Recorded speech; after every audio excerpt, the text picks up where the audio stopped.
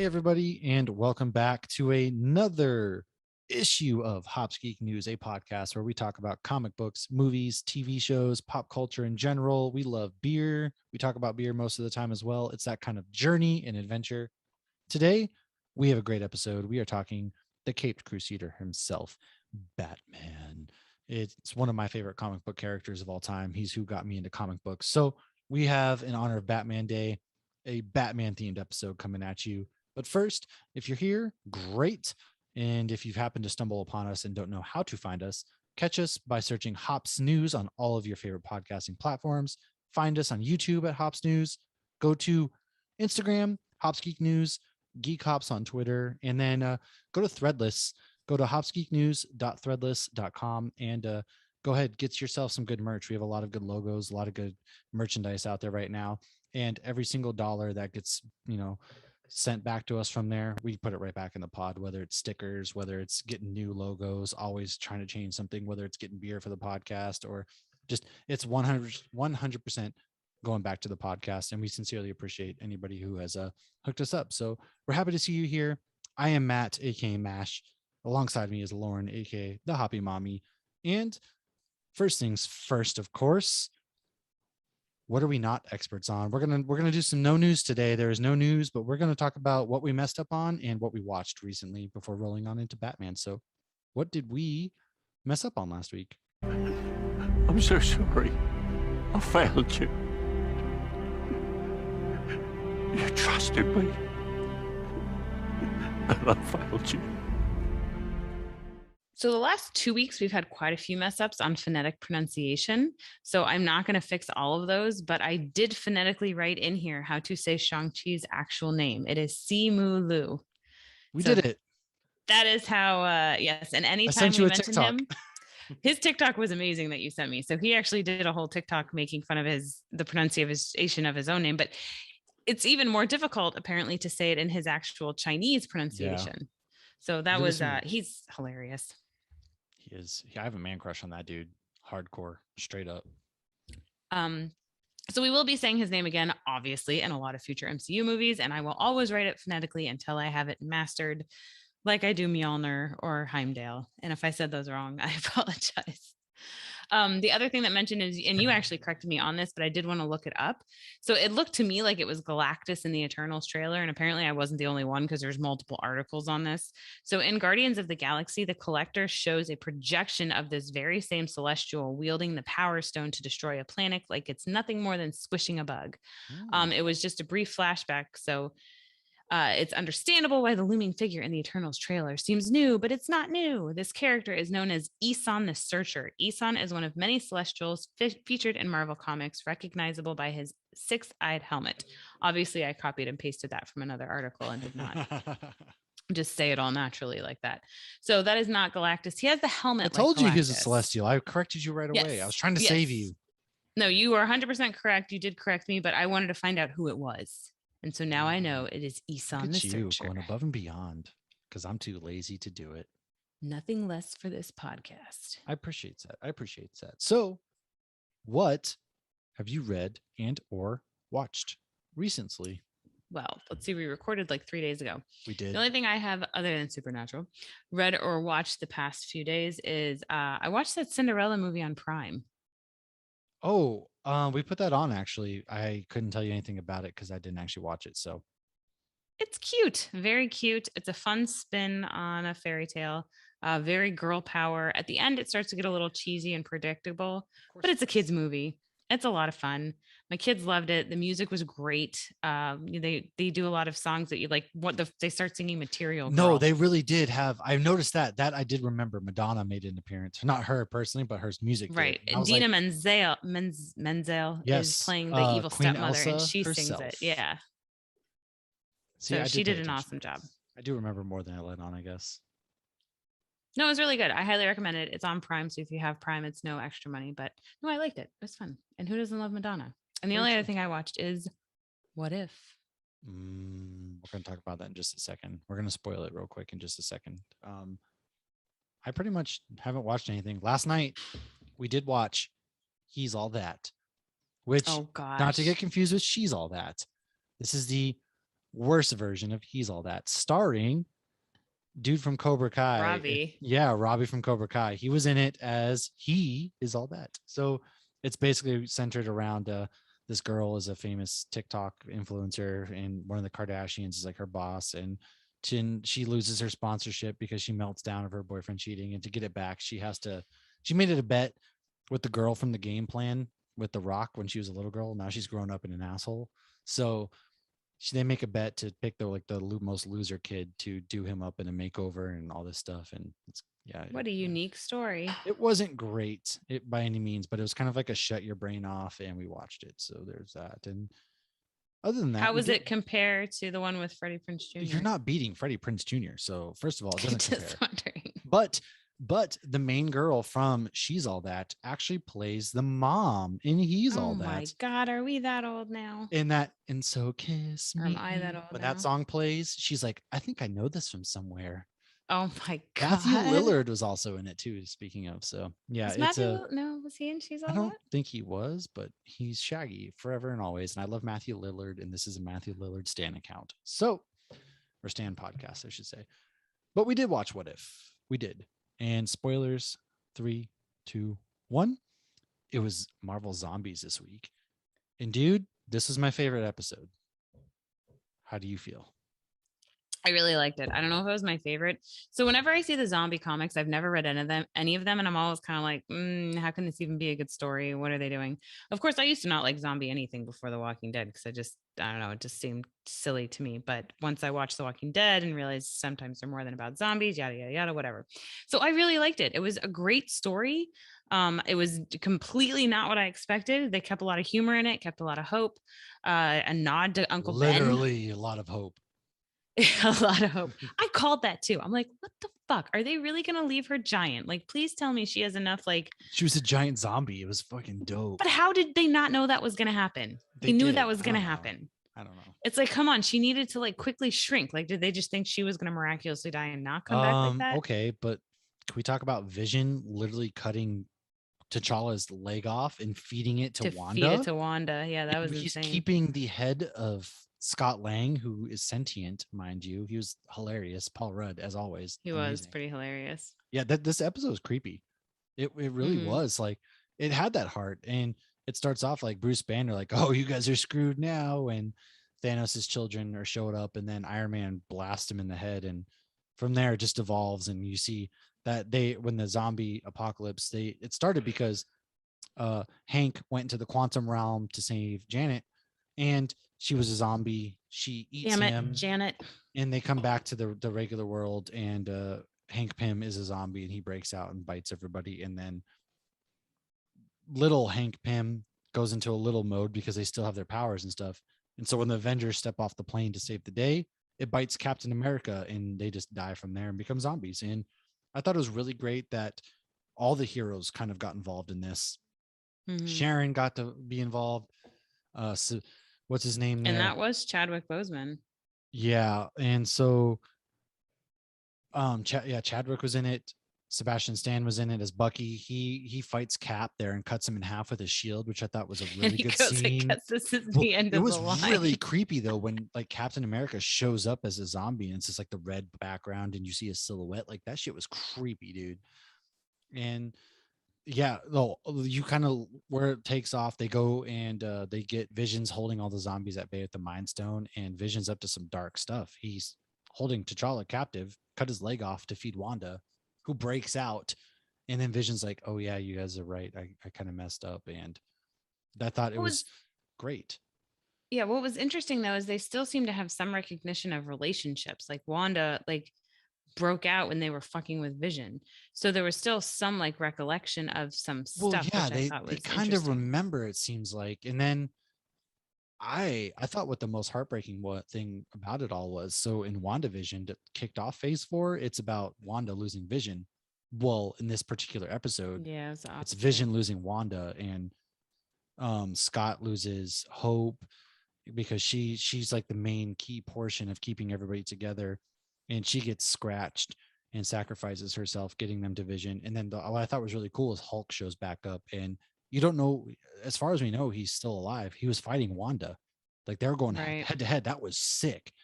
and they're flying away in a Quinjet.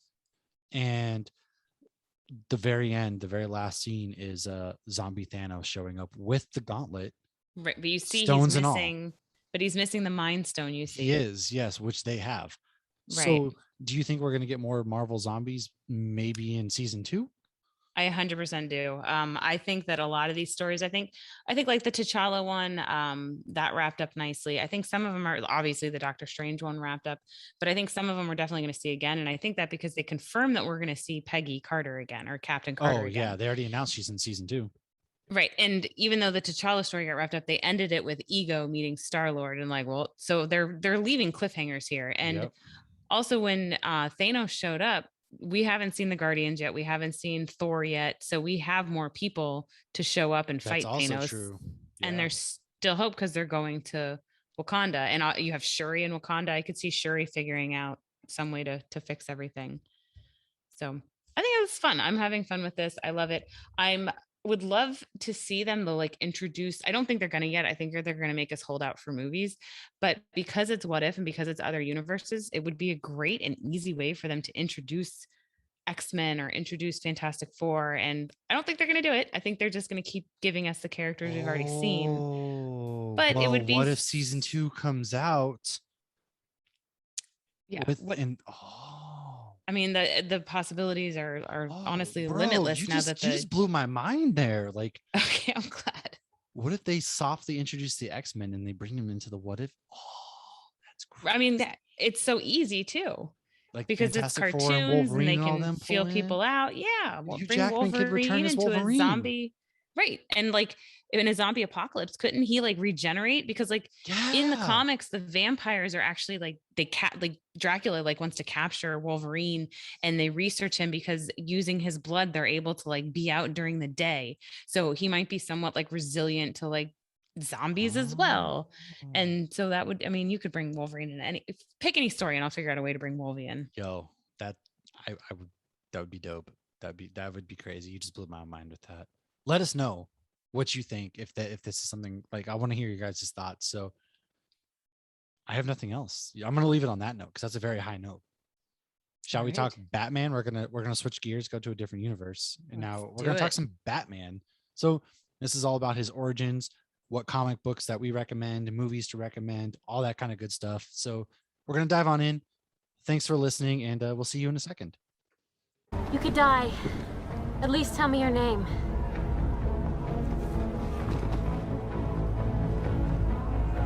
It's not who I am underneath, but what I do that defines me. Bruce?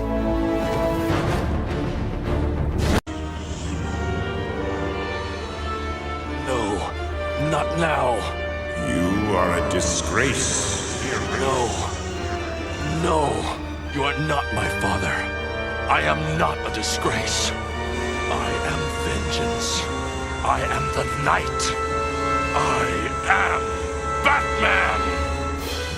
What's up, everybody? Welcome back. And Lauren, why don't you tell everybody what we're drinking on this special episode? Oh, what are we drinking? We are drinking the OG of the West Coast style IPA, the numero uno on the West Coast, Pliny the Elder. We are.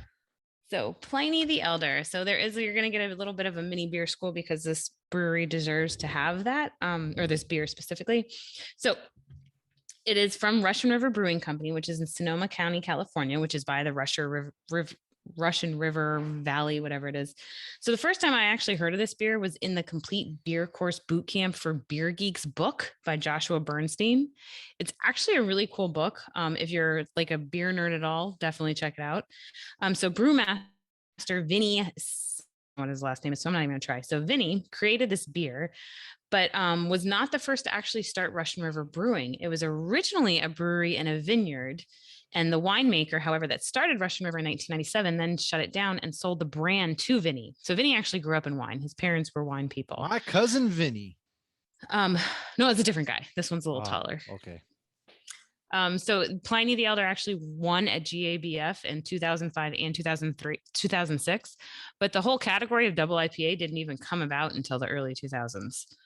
Pliny the Elder was a real person. He was a Roman author, lawyer, and military man, and he wrote natural history. He died around the year 79 AD, so that gives you an idea how old he They was. tell you the story on the side of the bottle, actually. Do they really? They I did all this do. research and I didn't even Pliny know that. the Elder was a Roman naturalist, scholar, Oh historian, my God, it does. and author. And In I'm his over here Googling and looking in the books I own. He refers to lupus salictarius, meaning wolf among scrubs. That's me amongst you. He likely an early reference to What? hop vines growing wild among willows.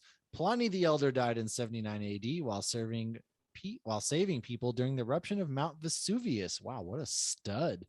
I thought that was an interesting one. The thing I read though, that was he was overly curious and leaned too far in or some shit. He was like, look at that lava flow, dude. And he Right. fell. He was immortalized by his nephew and adopted son, Pliny the Younger. Pliny the Elder. The beer is full bodied, hop forward double IPA, keep refrigerated, consumed fresh, best to enjoy. So, I mean, you can, by all means, I love your beer schools. You are probably top tier when it comes to knowledge with this stuff. So, hey, continue away. Don't let the bottle take your thunder. Well, the bottle might be a little bit misleading actually. So right, because I've heard that before. I honestly didn't realize it was on the bottle, which shame on me I because didn't I've either had till literally just now. the We had 'em first Pliny before. the Elder I've ever had has been on my shelf for years, and it's next to Pliny the Younger and Blind Pig, which are two other beers of theirs. So lupulin is actually the yellow gland of a hop plant in which the hop acids and essential oils can be found, and that's what you actually put in the beer. So when he called a plant Lupulus salicitarius, some translated it to meaning hops because of that word lupulin, which is, you'd see it in many different languages and root words and all that crap. So throughout history, they've kind of thought that might be what it is, but they're not definitively certain that's what it is. So it could have been something else. And like a lot of beer history, because beer is so old, there's so many things that we don't really know. We kind of speculate on. Like, I love the whole theory that witches were brewers, and it very well may be true. There's a lot of evidence to back it. But again, it's theory. It's not proven. I But mean, yeah, witches should, I mean, in a way, though, witches be witches brewing. be brewing, first of all. And second of all, like, witches are up to like witchcraft and brewing. It's all connected. Magic. I love that. I did a whole beer school on that last year. And I mean, yeah, they wore the hats at the markets because that's how they showed people, hey, the beer's ready. They had black cats in the brewery to keep the rats out of the malt. And I mean, there's just so many, it all fits, it all makes sense. And they were brewing over brew kettles. But Pliny the Younger, like you said, was his nephew, and that is what they call their triple IPA, which they only release once a year, and it's very difficult to get. And people have waited overnight for it. Fortunately, because of COVID, I was able to get it because they didn't have the event. It was just online, and shout out to Tracy. I was able to get it. But so that's it. I think Blind Pig is a little better. That's their IPA. This is their double IPA, but it's still fantastic and it holds up. And even though all these other breweries have improved over the years, Pliny and Hetty still hold up. Yeah, I gotta say, I mean, this was I've had one before, and so this is my second Pliny. Tracy, shout out to Tracy first and foremost, like the saint that is Tracy. She sent this to us. That is Tracy. It's true. So yeah, she sent us this Pliny. I believe she sent me my first ever Pliny as well before I really got to know who she is, and it's really cool. I think this beer is great, and this is kind of on the around the label. It says does not improve with age. Hoppy beers are not meant to be aged. Keep away from heat. Respect your elder. Yeah, I see what they did there. Respect your elder. Bless you. My As I phone's telling sneeze me. off screen, Pliny the Elder is a historical figure. Don't make the beer inside this bottle one. That's kind of funny too. Not a barley wine style ale. Do not age. Age your cheese, not your Pliny. Respect hops. Consume fresh. Age your cheese, not your Pliny. Man, I would love to get to this brewery. Brewwitch actually just went there, and I guess for like $25 a flight, they give you every beer that they have on their tap at the moment. Yes, they do. And it's a beautiful flight. It's probably the prettiest flight I've ever Got had. some really nice head on this beer. You see this? Like, look how beautiful. Ooh, that is nice head. Oh, and I like it that you have it in like a pine tree glass because It's- Pliny it's is very a- piney. It's a lone pine glass. Don't tell anybody. Oh, I like Lone Pine. Lone Pine is wicked good. They make really good trail beers. They're out of Portland, Maine. Just a heads up. I'm trying to take a damn picture of the Pliny for the Anyways, Instagram, and my stupid we're phone's getting full. we're getting all crazy. So that's kind of our mini beer school. That's what we're drinking. Like I said, we're diving into Batman. Batman is a character who I have him tattooed on my body in multiple places. Yes, I don't have just one Batman tattoo. I I have do not have two him tattooed actually. anywhere. He is the first superhero, honestly, that I ever got into. So I've always had this deep love for Batman. Going back to, I remember watching Batman Forever. And then, of course, I mean, Batman Forever, it was like my introduction really into him because that was the first Batman movie I watched. I was 6 years old, I believe, at the time. And then, you know, I watched Batman and Robin, and there was that kind of lull in between. I was later introduced when I got a little older to Batman 89. And oh gosh, why am I blanking on the second Batman? Why did I blank on the name? Batman 2. I don't know. Oh I watched it recently too, and I can't even remember. The one with Michelle Pfeiffer. We're gonna fix this mistake real quick. I'm cutting this out just so we're clear. We're not having this mistake on the podcast. I hope you leave it in. I hope you forget. Knowing me, I probably will. Batman. No, Just Batman 2. no. Batman 1993. No. That was 93? 91. 91? I don't know. Fuck, dude. Didn't you have it in your notes? Batman Returns. Batman Returns. So I was later introduced to Batman Returns. Yes. Wow. For a second there, I'm probably going to cut this out, but just know that we really blanked on what Batman Returns was. So, In case you forget to cut it out. oh, goodness gracious. Yes. So he was the first superhero that I ever grew up loving and still love to this day. He is tied with the Flash in like my favorite superheroes. I've always been a DC guy though. So that's just me.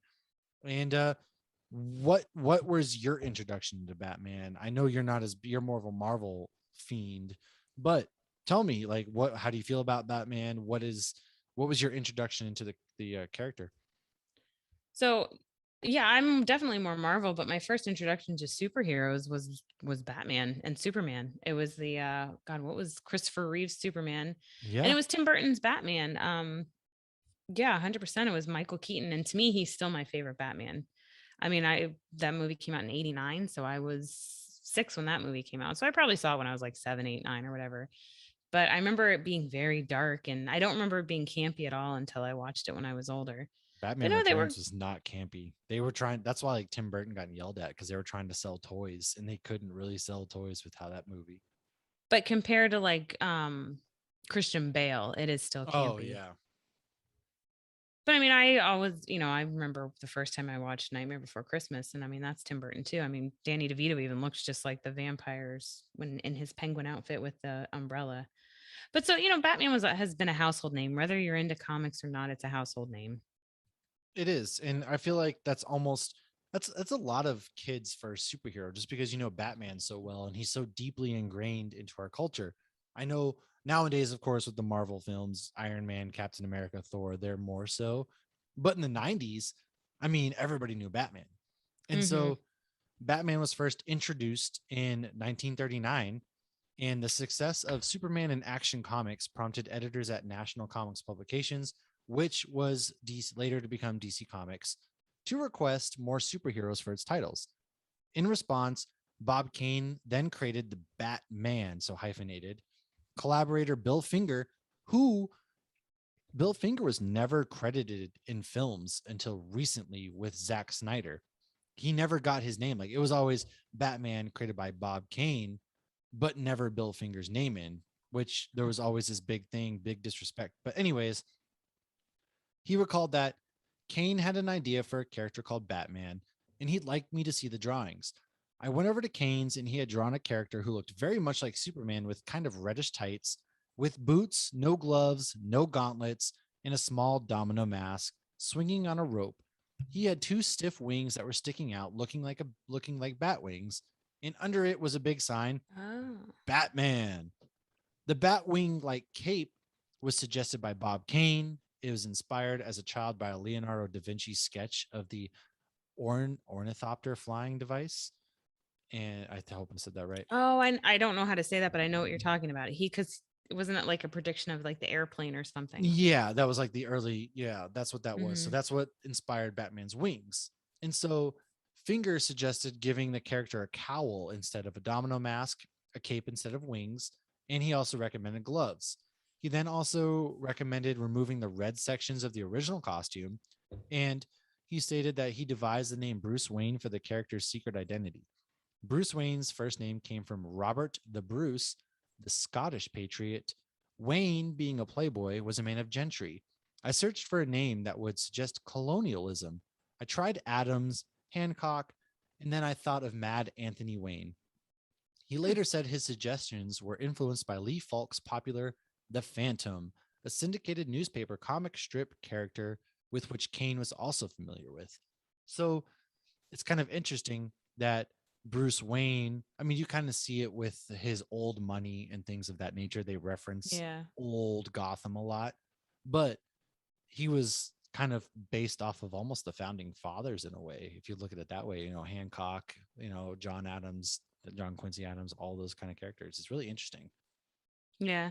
No, and it makes sense too, because you look at that era of, wanting the American hero, and they needed a slice of that, even though he's Oh, very especially in dark. 39, things, we were coming out of the Great Depression at that point, and we were getting ready for World War II. World War II, yeah. So, Kane and Finger drew upon contemporary 1930s pop culture for inspiration regarding much of the Batman's look, personality, methods, and weaponry. Details find predecessors in pulp fiction, comic strips, newspaper headlines, and autobiographical details referring to Kane himself.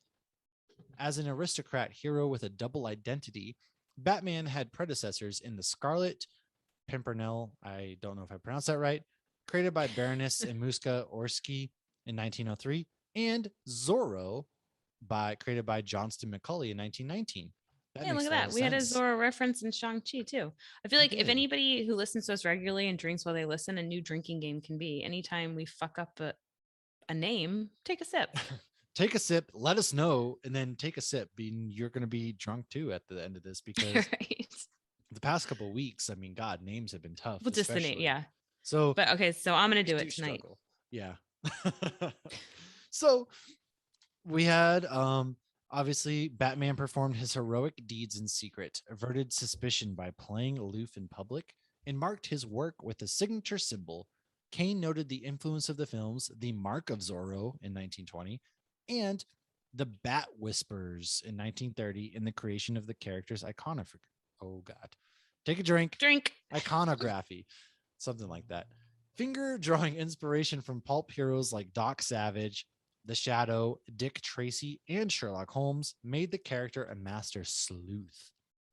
So a lot of these, you can kind of see a lot of that with, the initial domino mask, kind of like Zorro wore, the all black, all those things, they kind of play into what Batman was becoming. And then in 1939, I mean, that was just like everybody knew what Zorro was at this point. And heck, even today, I associate Antonio Banderas even still. Me too. Zorro, because that's my first introduction to the Zorro character was Antonio Banderas way back in the day. So yep, agreed. In his 1989 autobiography, Kane detailed Finger's contributions to Batman's creation. One day I called Bill and said, I have a new character called the Batman, and I made some crude elementary sketches I'd like you to look at. He came over and I showed him the drawings. At the time, I only had a small domino mask, like the one Robin later wore. And Bill said, why not make him look more like a bat and put a hood on him? And take the eyeballs out and put just slits for eyes to make him look more mysterious. At this point, Batman wore a red Union suit. The wings, trunks, and mask were all black. I thought that red and black would make a good combination. Bill said that the costume was too bright. Yes. Well, it is interesting because Superman was around at this time. He has red as well. And red kind of pops out, which kind of goes against the purpose if you're creating a character whose whole is just mysterious and shrouded behind the shadows. It's like you're not really hiding anywhere if you're wearing red.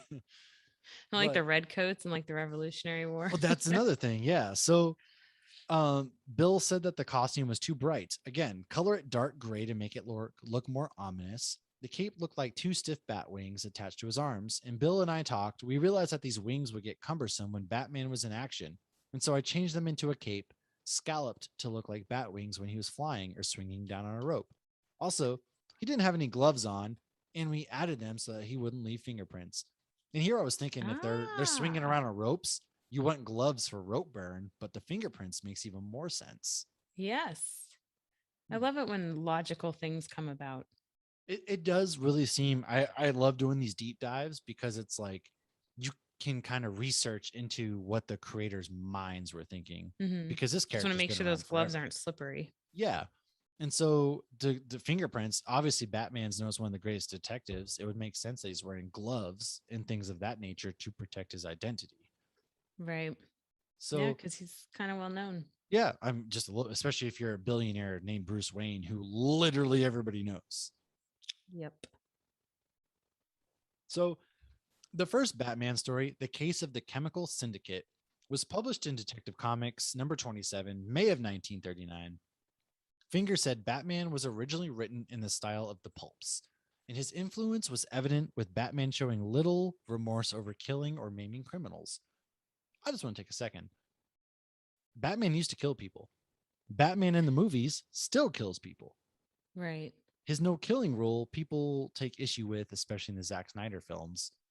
But his origins were him beating people to a pulp and killing. Even now, though, he still maims criminals. Look at him. He breaks bones left and right. That's what I've never fully understood about like the DC in general is, you see it in Titans, like, oh, he won't kill Joker. And then it's like, who gives a shit if he does? And they're like, oh, you can't go full dark side, but I thought he did kill people. And they did the same thing with Arrow, with Stephen Amell's Arrow. It's like, oh, I'm going to stop murdering people. Okay. I don't know. Well, no, it makes a good point. So the understanding behind Batman is that if he kills one person, he can see how easy it is. And so he becomes a murderer from then on.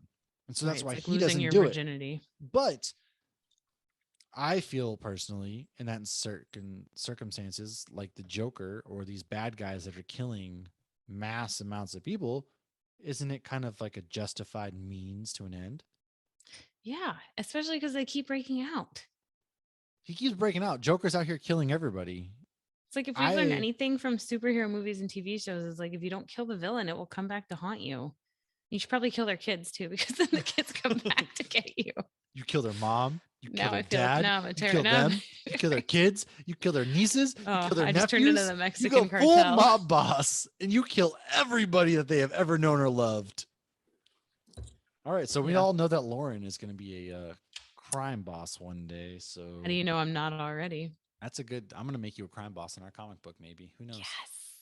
So, anyways, the character's origin was released in Detective Comics number 33, unfolding in a 2-page story that establishes the brooding persona of Batman, a character driven by the death of his parents. Written by Finger, it depicts a young Bruce Wayne. Wait, Batman's parents died?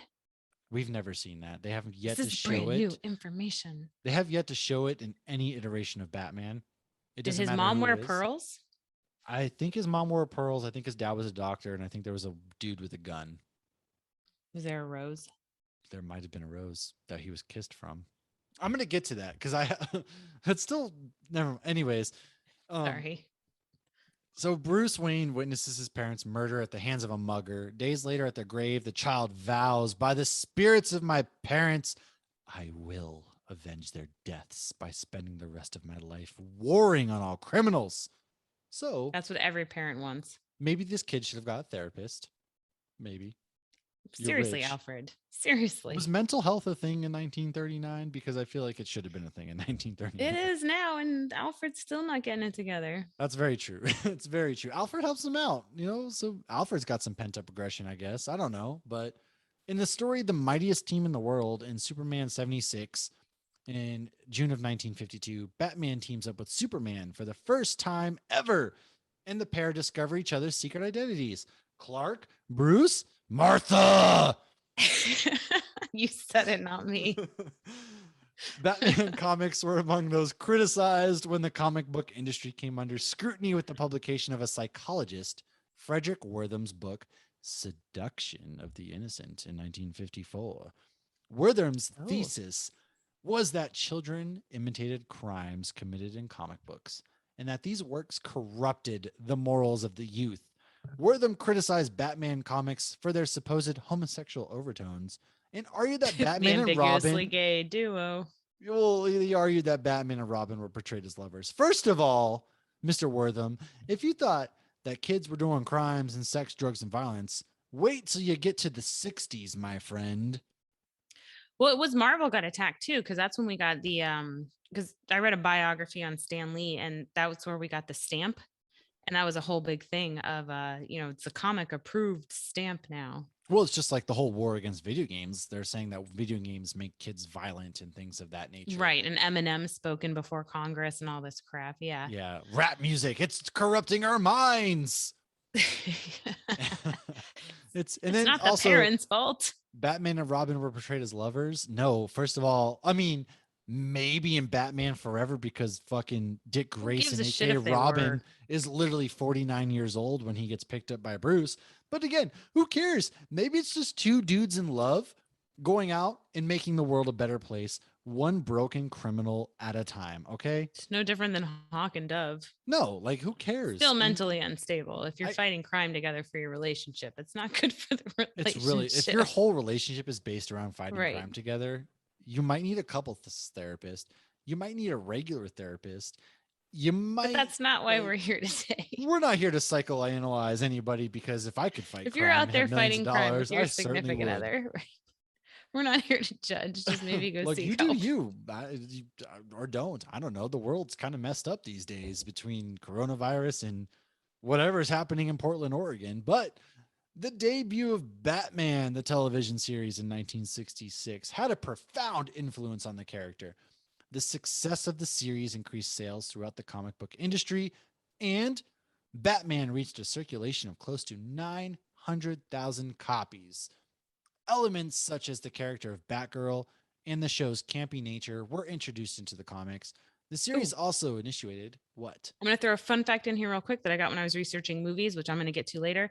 Batgirl, they wanted to bring Batgirl into the Adam West TV show, and that's when they put her into the comics. So she was created for the TV show, but they introduced her in the comics first.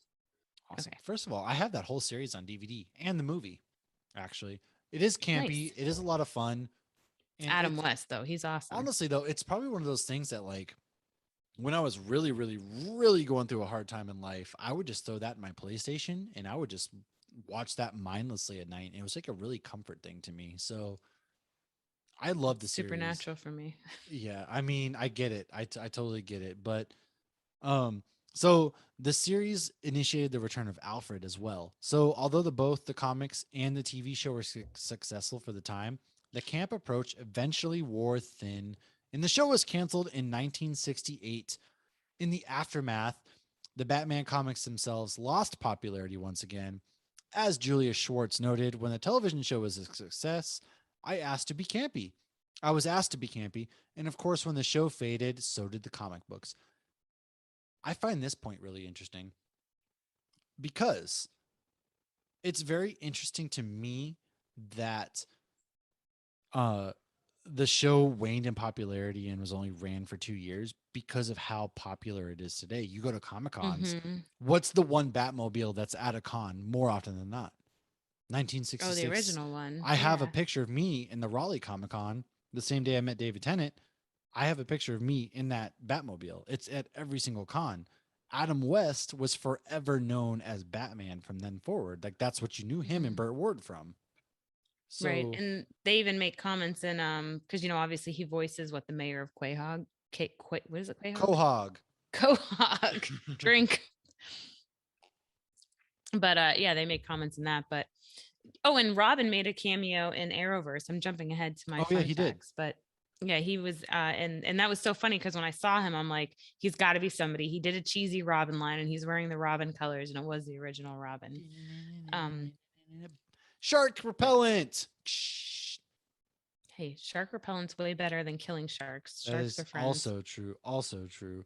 But no, I remember watching the show on syndication when I was little. And you see the scene where it looks like they're climbing up the building and everybody knows they're Or he's perfectly carrying the bomb upright. through the city, and it's just like Oh my gosh. And then they it's did a ridiculous. crossover with Green Hornet too. They did, yes. And that one's interesting because it's like we've only seen Green Hornet in our day and age with Seth Rogen playing Green Hornet. It's like, is The anybody going to movie wasn't revive very that and good. fix that? No. Wasn't Kevin Smith wrote the Green Hornet or did something with that movie? Oh, he might have. I want to say I need to look into it, but I think Kevin Smith did something either with the comic book or the movie or the Green That was an Hornet. interesting one. Yeah, but the All right, well, movie, I don't know. So, yeah, starting let's in get back into the- 1969, writer Dennis O'Neil and artist Neil Adams made a deliberate effort to distance Batman from the campy portrayal of the 1960s TV series and to return the character to his roots as a grim avenger of the night. O'Neil said his idea. Makes me think of Rocky Horror Picture Show. I just Creature picture of the night. Tim Curry showing up like, "Hello, boys." Yes. This is what's his name? That psychologist wanted this whole time. So, Right? The dude in the wheelchair? yeah, O'Neil said his idea was to simply take it back to where it all started, back to formula, as some Take it back, would y'all. say. I went to the DC library and read some of the early stories. I tried to get a sense of what Kane and Finger were after. And before I go into some other things such as the secret identity, the allies, his skills, TV appearances, blah, blah, blah, why don't you give us your fun facts? I want to hear what fun facts you have about the movies. Okay, so starting with Adam West. So I went by each person. I did not do Ben Affleck because we did a whole episode Justice Put some League. damn respect on Some- Batfleck's name, son. He got his fun facts in our Batman vs Superman episode, and I Fun also fact, didn't he's a do. great Bruce Wayne. I didn't do Titans either because we just recently did him. So I'm not just being biased against me being very much so against Ben No, Affleck you ever straight being up Batman. bias. Came up in my memories recently that Tim said he feels like he's the Stan Lee in all our episodes because he gets a little shout out. So here's your Stan Lee cameo, Tim. It came up in my memories from when they cast Ben Affleck. And it's like, meanwhile, at Marvel Studios, and it's a bunch of people laughing. And on the newspaper, it says DC has cast Ben Affleck as Batman.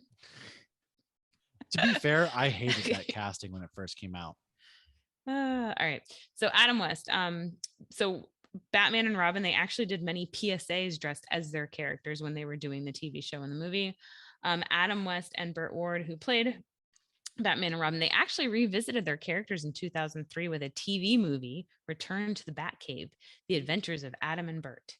The story follows the duo playing themselves as they try to figure out who stole the Batmobile during the event. I had never heard of that, and I would actually haven't love either. to watch that. So I'll have to find that. Adam West in 1980 tried to enlist the help of a couple teenagers to go to a press conference and just yell, "What about Adam West? If Adam West isn't Batman, I'm not going." It didn't happen, but he tried.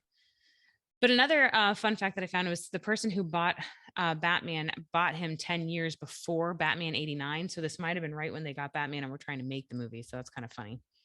Okay, now moving on to Michael Keaton, my Batman. Pierce Brosnan actually turned down the role of Batman and later regretted it. Tim Burton had to fight for Keaton. He had just finished Beetlejuice with him, so he knew he would be perfect, but it took them a while for the studio to agree. Sean Young from Blade Runner, she was replaced with Kim Basinger last minute due to a horse incident injury. Keaton actually tore the bat suit trying to turn his head. So he had to alter how he reacted to everything. And you can kind of see that even when he's not in the suit, like his whole demeanor, he had to like kind of change it. So yeah, apparently he ripped like a huge hole, like the first time he tried to turn his think about head. that. I think of the Batman Forever when Robin and Batman are climbing up Riddler's mountain there, and Robin's like, "Holy rusted metal, Batman!" And Val Kilmer, his whole body just turns. He's like, "Huh?" What? I remember seeing that scene in like the movie theater when I was a kid because I thought, and then he's like, "It's rusted metal with holes." Rusted metal holes, Batman, and you're like, Because "Oh." yeah, Batman's right, just 'cause like, we- "Oh." honestly, to me, that's still my favorite movie in any Batman movie ever. It holds up. It really does. It does hold up. Yeah. And when 89 Batman came out, people were actually stealing the most movie posters from bus stations and that's just the simple one with just the Batman logo. Val Kilmer. So Billy D. Williams was actually paid to not play Two-Face in this movie because it was in his Batman 89 contract that since he was Harvey Dent, he would later play Two-Face. So they basically were like, "You're not good for this role. We're paying you to stay home." Tommy Lee Jones, who did play Two-Face, he only took the role because his son said it was his favorite comic book character, and he actually hated it. He hated doing the makeup. He hated working with Jim Carrey. He hated all of it. Robin Williams, they wanted him for Riddler, but he turned it down because they had wanted him for Joker and then sold him out last minute for Jack Nicholson. So he was like, fuck y'all, I don't like how you work. The bat nipples in this were supposed to resemble a Greek god statue. However, they are now known as the worst thing to ever happen in any Batman movie ever. The bat butt and the bat nipples are sacred. Thank you. Well, No further questions at this time. To each their own. George Clooney. So Arnold Schwarzenegger got top billing on this, not George Clooney, because George Clooney was really only known for he was ER at the time. That was ER George Clooney at the time. And Thursday nights were the only night, well, sometimes Monday for Chicago Hope. Thursday nights were the only night I was allowed to stay up until 11, and that was to watch ER. I was like in middle school. Okay. So, however, Arnold did not wear the suit unless he absolutely had to. So Chris O'Donnell never actually did a scene with Arnold Schwarzenegger. He only did them with his stunt double. He said they were on set a lot together and they would chat and whatnot, but he never actually acted, what do you call it, across him or opposing him, whatever That's actors weird. say, because he hated the costume. So it's such a pain in the ass to get into that he avoided it at all costs. That is a theme, because Val Kilmer said that he hated being Batman and turned down the sequel that he was supposed to star in because he couldn't hear anybody while wearing the suit. And his acting was all based off of like other people hitting their marks and their movements. And so he felt like he wasn't really acting. Ah, that's interesting. Well, and Val Kilmer said he bashed heads a lot with the director or executive producer, whoever. So he didn't want to come back. Yeah. So Alicia Silverstone, this one's pretty fucked up. She got a ton of shit for gaining a few pounds because they had to like redo the bat suit because it's like painted on you practically. And people on set were actually calling her Butt Girl instead of Bat Girl. Yeah. This is like Alicia 2 years after Silverstone's Clueless. Still a snack. Okay. Yeah, she's Alicia Silverstone. She's she has Cher. a TikTok. She is like, she hasn't aged. Oh, and she's reenacting Clueless stuff. Yeah, she hasn't aged a day. Just saying. No, her and Paul Rudd. Look at that. Neither of them aged a day. Cher and Josh. Handsome man. It all comes back to Clueless. All right. Clooney claims to have peed in the suit. It's fucking gross. He said it more than once he peed in the suit because it was so hard to take off, but somebody had to clean that suit. Okay, Christian Bale. He did most of his own stunts, and this one's really sad. As of 2018, there was an article that said he still hasn't seen The Dark Knight Rises because of the shooting in Aurora, Colorado. He didn't feel comfortable watching it. Here's a less sad one. He's actually not a superhero movie fan, and he hasn't seen any of the MCU movies. Oh, wow. But he's starring as Gore. Is that his name? Is that the name? I don't know. Drink. I don't even know what you're talking about. Should I know? Christian Bale? He's going to be in Thor: Love and Thunder. Gore the God Butcher. That's right. What the hell? Again, this was a 2018 article, so I might need to. I will look into this further, and I will put it on our We Fucked Up because okay. I forgot about that. Okay. So this one's a funny fun fact. In Batman Begins, in the first scene he had with Michael Caine and Morgan Freeman, he actually fell asleep. So in the scene, he was meant to be waking up. So he lay down and just passed out and he didn't hear action. So when Michael Caine and Morgan Freeman were talking, he was supposed to join in. And he woke up with Michael Caine poking him in the ribs going, look at that. He's bloody fallen asleep, hasn't he? He's bloody fallen asleep. What's the good of all them push-ups if you can't even get up out of bed in the morning? And my last fun fact actually has to do with Jensen Ackles. Oh, of course it does. To be fair, he played Batman most recently. So exactly. That's why. So as of right now, in the year of our Lord 2021, September 1st, Jensen Ackles is our most recent Batman in The Long Halloween. And it was predicted in season 2 of Supernatural. There was a scene where he 17 minutes and 31 seconds of episode 3. Right. He threw a remote at a guy because he had a lucky rabbit's foot and knocked the guy out. And he goes, I'm Batman. And then he was cast as Batman. And in The Long Halloween, he makes a comment about family business. And that is why I'm drinking my Pliny the Elder out of my family business glass for more than one reason. And those are all the fun facts I researched. And now back to you, Matt. All right. All right. Well, as we all know, his alias is Bruce Wayne. Surprise! Bruce Wayne. I was like, Surprise. is this going to be something new? What the hell? No, his secret identity is Bruce Wayne. His allies are Alfred, his dad. What? For more or less, Alfred's that's his his ally? dad. He's more than a butcher. Wow, guys, you heard it here He's first. more than a butler. He's his dad, basically. He His may be dad your who never dad, took but he him to ain't your therapy. daddy, as some people would Yondu. say. But so he also has the Bat family. So Dick Grayson, Tim Drake, Jason Todd, Carrie Kelly from a certain comic book, which happens to be my favorite story, and then his son Damian Wayne.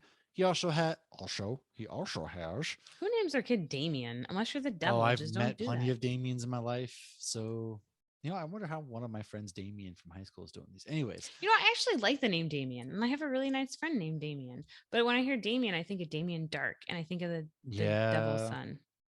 and Damien from The Omen. So, anyways, Right. also there's Batgirl / Oracle. Also, Lucius Fox's son at one point also takes up the Batman mantle. And so he's got the Bat family. We got family. I wonder if Dom Oh, no. Toretto is going to be a part of his family. Because you know what? Batman, Dom Toretto, family, the thing that brings them together. Even though Batman never had any because they were killed in an alley. So he also has Lucius Fox, who is in Dark Knight. Obviously, he is the guy who kind of runs the company for him. And then Jim Gordon, who is Commissioner Jim Gordon from the police. And then he has a couple of kids. And so the first one is with Talia al Ghul, the daughter of Ra's al Ghul. So his son Wait, with what? her. Yes. Batman had a kid with her? Yes, Talia al Ghul and Bruce Wayne. They did that thing with the birds and the bees. They got together one night. Interesting. Batman was like, "Yo, girl, you looking real fine." She was like, "Yo, let me see that bat butt." They get in dude." that Lazarus And pit then and get all he was like, sexy. "All right, here's his bat butt. What about the nipples?" And so like she caressed his bat nipples. Things got hot and steamy that night. And boom, 9 months later, Damian Wayne was born. And then like 12 years later, he became Robin. And then She have a kid with Ra's al Ghul's daughter, and you name him Damien. That makes their sense. love is eternal, like the Lazarus pit. I gotcha. Unlike Selena Kyle and Bruce Wayne also had a kid. And they had a daughter named Helena Wayne, which, if you're reading the newer run of Batman Catwoman, she is prominent in this. It's a flash forward, flashback kind of comic series. So that's always good. And moving on to his skills. So he does Aikido, boxing, Brazilian Jiu-Jitsu, capoeira, eskrima, fencing, hapkido, judo. Not even going to pretend to pronounce this word that starts with the K. Drink. Karate, kenjutsu, kenpo, kickboxing, kabuto, Isn't it krav Kenpo? maga, Muay Josh Thai, did that. ninjutsu, pankration, sambo, Did you say savate. pankration right? I'm I gonna drink don't just know in case. what the hell it is. Taekwondo, wrestling, and numerous different styles of wushu, which is kung fu. So Batman traveled around the world learning all these fighting styles. That was like his thing. And in terms of his physical condition, Batman is in peak Olympic athlete level condition. So think Michael Phelps going out there swimming and then kicking everybody's ass at the Olympic Village that night. Wouldn't that be That's who Aquaman? Batman is. Batman is also easily able to run across rooftops in a parkour-esque fashion. Superman describes Batman as the most dangerous man on Earth, able to defeat an entire team of superpowered extraterrestrials by himself with planning time in order to rescue his imprisoned teammates in Grant Morrison's first storyline, the Justice League. All right, moving on to TV and film appearances. So there's 1,000,001 animated films, and I might list them in a minute, but we have Batman 66, TV show / movie.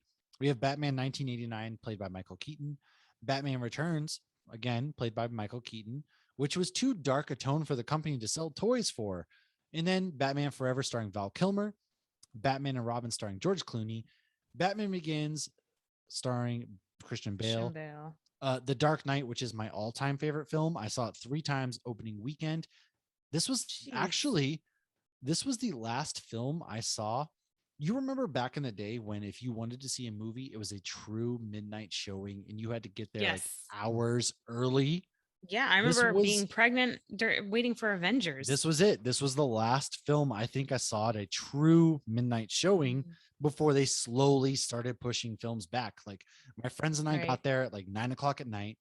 The movie theater was just buzzing, dude. Like I missed that. absolutely I'm not gonna lie. I do too. I mean, it's nice not leaving the movie theater at 4 a.m., but like I miss that camaraderie But and at the that same excitement. time, like it was a great so the movie theater is just absolutely buzzing. You're standing there with Hmm. either your friends or you make random friends in line. You're And all local comic talking. book shops are there and they're giving Yeah. out stuff. Yeah. And you're all talking about what you think's going to happen in the film, right? And then you Hmm. see the movie and everybody's like amped up. And then you get out of the movie and then, oh, everyone's just like, what? Like you Right. talk about it still. You're so tired, but at the same time, you need to talk about it. Hmm. I will say I did see Endgame at midnight, but that wasn't like a true midnight showing in my opinion because the first showings were actually at 6 p.m. Right. I see. I saw Endgame So at like 6 p.m. I saw it at midnight. The girl next to me actually was crying, and I was like, "Yo, I feel you, girl. I feel I was you." crying the whole movie. I've never cried But more in my entire life than the during that I will movie. say the Dark Knight was probably the last true theatrical experience I have ever had. I was also almost 18 at that point, and so it's like it just holds a special. It was such a So you turning didn't point see in my Avengers life. at midnight? No, I didn't Because care I know about the without a Avengers. doubt I was in line because I remember we were waiting outside and the person in front of us was smoking. And because I was pregnant, I had to walk away. I truthfully, I And so don't I'm just, know where I saw Avengers, but I do know that The Dark Knight Rises. So I was in basic training when The Dark Knight Rises came out. mm, I graduated the last week of July, so a couple weeks after it came out. I hadn't heard a single peep of this movie. I was in basic training, so like I hadn't had any contact with anybody. And so I went and my family, so like my mom came and visited, my girlfriend at the time came and visited, and I was like, "Yo, you know what? One thing we're doing, we get to go to San Antonio for one day. We're gonna see the Alamo. We're gonna eat a fucking burger, and the then Alamo, we're that doesn't sound familiar. Do people San remember that Antonio. place? No, they Do people don't. remember that? Remember, they should remember the Alamo. Okay, there it is. But and then I forced them to go to the IMAX theater of The Dark Knight Rises, and the movie to this day I still have a lot of problems with it. I'm not going to go into those. That's a I different think story for a Batman different Begins time. might be my favorite Batman movie. Batman Begins. Is that Scarecrow is one of okay? my favorite villains, and I feel like they didn't do him enough justice. But yes, it's okay because Batman Begins is fantastic. Yeah, I really Anyways, liked seeing that the origin story of him and seeing because we hadn't gotten an origin story, in my opinion, from Batman before then, especially because I didn't read the comics. So I really liked that and seeing it more because it was also the beginning of seeing comic book movies as not campy and not just right off the pages of a comic book and seeing it as like I don't want to say realistic, but as realistic as a comic book well, I movie could mean, it kind of was get. Yeah. very grounded. It was very, very much grounded, and that's what Christopher It's got Nolan was going Liam for. Neeson Yeah, in it. I mean, Liam Neeson. It has Cillian Murphy. It has Katie Holmes as Rachel I loved Katie Dawes, Holmes. I didn't like and when Maggie it has Gyllenhaal took Gary over. Oldman, and it sets you up at the end too because they show Gary Oldman and Batman. They're like, "Here's Joker's card," and so it really got you excited. Oh, and then we got Heath Ledger. And Yeah. you even in that movie had the Batman mask where he couldn't move his head. And Hmm. so there was a lot to love. I liked Batman Begins a lot. I saw it a few times in theaters as well. And Dark Knight Rises, whatever. But we then had Batman v Superman, which I did see at midnight. I like the movie. I'm not talking And if you about it. want I more don't want your opinions, what was opinion. that? I don't want your opinion. I like the I think we movie. did that one back in March. I think we did a whole episode on We that. we also have the Justice League. He made an appearance in Suicide Squad where he beat Deadshot up in front of his daughter. We have Batman the Oh, and he animated saved series. Harley, right? He Because she did. He can't saved swim. Harley as well, and then they smooched. And But we Harley saw, kissed Batman? yeah, didn't she like he saved her and then she like woke up and kissed him? Yeah. Oh, probably. And so everybody forgets that movie. That movie sucks ass. Anyways, Batman the animated series, which is another comfort show for me because it's such perfection. And we have Justice League Unlimited and Batman Beyond, which is a really great cartoon series as well. We have notable animated movies. I want to note the Batman Mask of the Phantasm. Really, really, really, really great animated film. Justice League Doom. You have Justice League War and Batman: The Dark Knight Returns. that is probably my all-time favorite Batman story. So check those You didn't out. And mention then Gotham, most though. recently, I don't care for Gotham. The TV show doesn't exist because Batman isn't really in it. Have you ever seen it? I've tried. I've given it a try more than once. I haven't finished it, but honestly, I do intend to finish it. It's actually pretty good. And they had some people came in like, I really liked the Riddler. I really liked the Joker. Just yeah, not about it. I just couldn't get I into really it. liked Penguin because Penguin was what's his face? He's in The Yeah. Walking Dead. Yeah, I know. I just couldn't get into it. No, They were I think trying you to need reboot try it on like HBO or something. There's supposed to be like a Gotham TV series. because that it's on had Bat. Fox. Well, no, they were supposed to do something on HBO, but it got canceled. It's not happening now. Huh. But yeah, it was on Fox, so it never got any of the mixing in with the other shows Well, like, I'll tell you what never got CW mixing bought in was Supergirl. Batfleck facing off against Deathstroke. That was supposed to be the film we were supposed to get, but whatever. All right. Well, I didn't do All any right. fun facts on Gotham. Now I kind of wish I had. Well, I have 'cause recommended actually did like readings, which the recommended readings, I would say, I stole this from Comic Book Keepers. I'll be honest with you. Lance, shout out to you, my man, because I stole this segment from you in your most recent to us episode of Wally West. And The Dark Knight Returns by Frank Miller, my all-time favorite storyline, shows a I 55-year-old read that one Batman. last year for our I sent episode it that to you. vanished. Right. Yes. So, and I actually very much so enjoyed that. It was definitely different than the normal comics that I feel like I've read.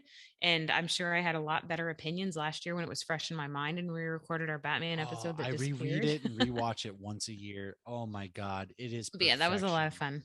fun. I love it. And I don't want to spoil these. I just want to give you them. I don't want to spoil them because if you don't know Batman too well, I want you to read these for the first time yourself. So we have Nightfall, which came out in 1993.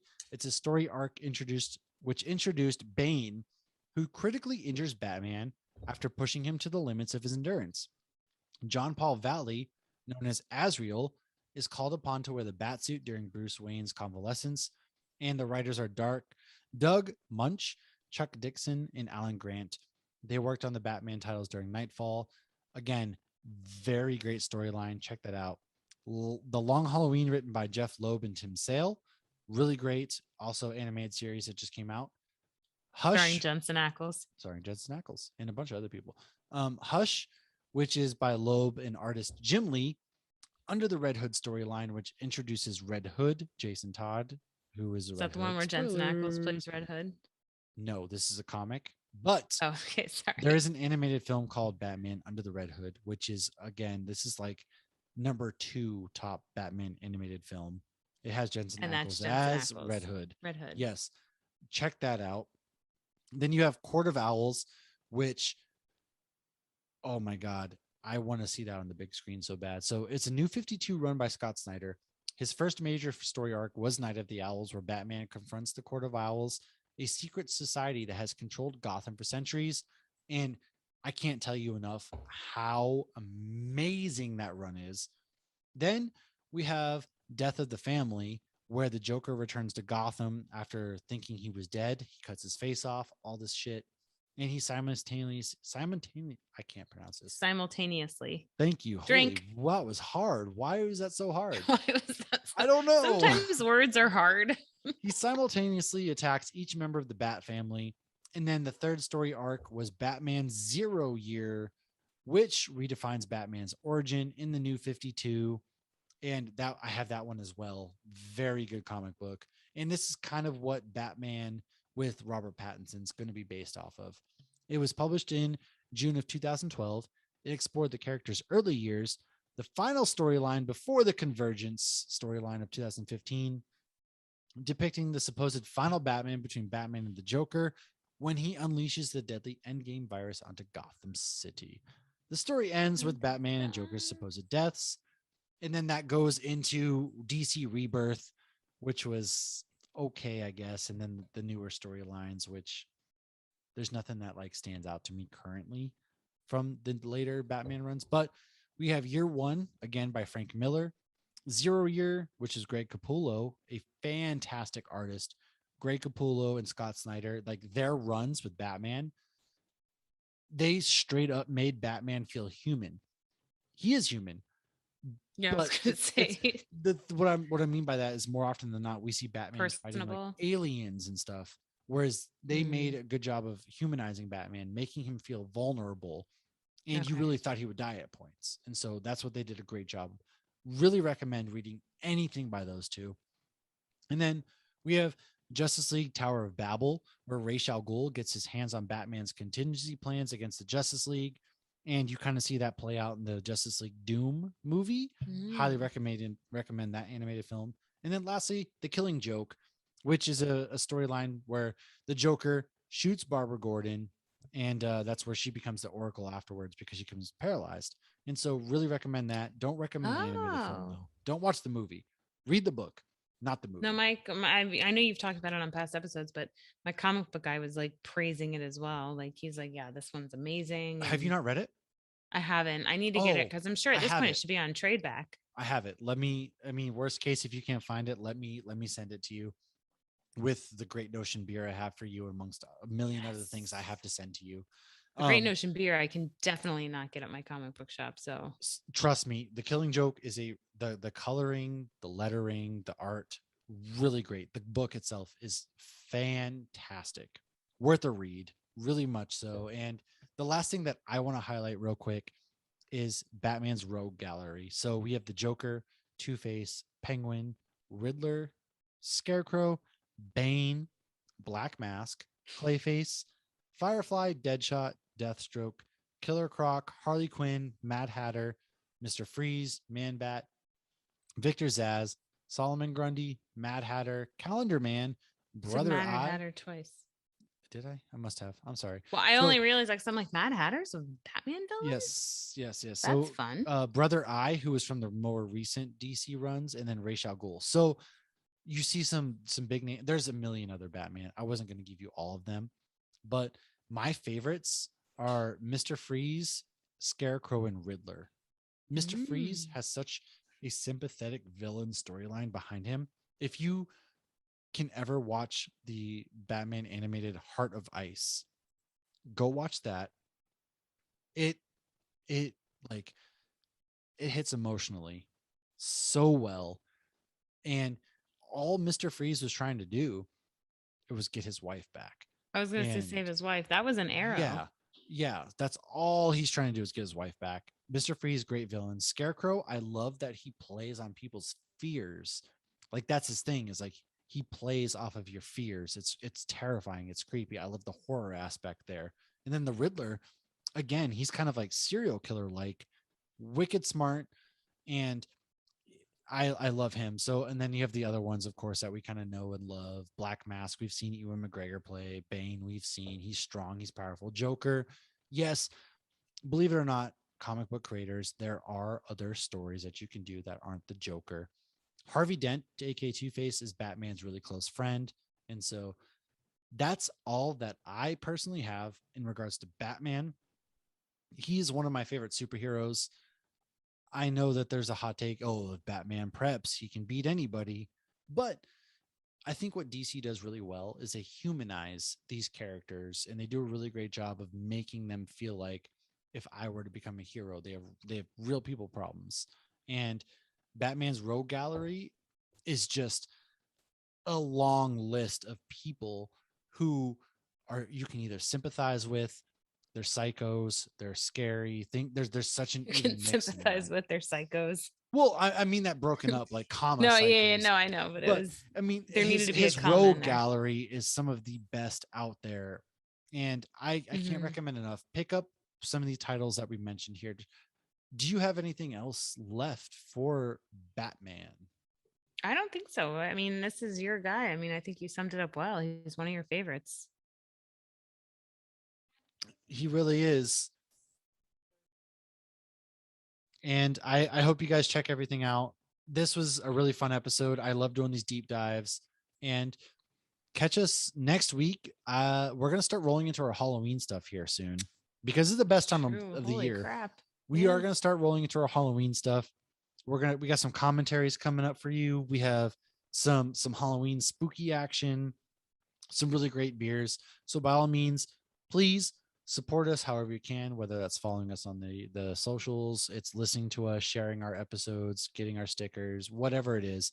Well, we love Yeah, chatting send with us you a guys. DM. We'll send you a sticker for free. Yeah, if you want stickers, we'll send you stickers free of charge. And but thank you again, once again, thank you. And until next time, I will promote one thing. We have the Legion of Doom coming up. We are going to be doing a deep dive very soon on Hunter Zolomon in response to 7 other podcasts who are doing a Justice League.